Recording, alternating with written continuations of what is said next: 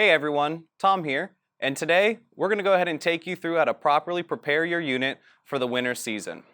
So what we're going to do is first, when the unit is ready for taking off, we're going to go ahead and shut off the water leading to our unit.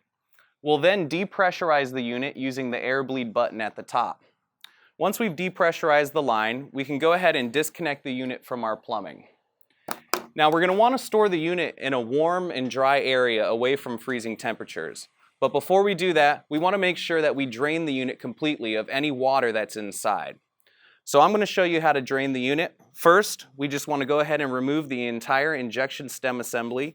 And to do that, we're going to loosen the injection stem nut and then pull down on your injection stem assembly and drain any water that's inside.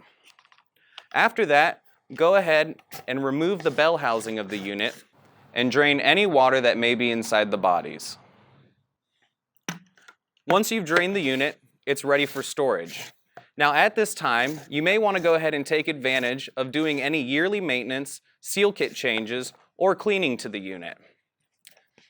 For any information on how to properly clean the unit or how to change the seals, check out some of our other videos, and as always, thanks for watching.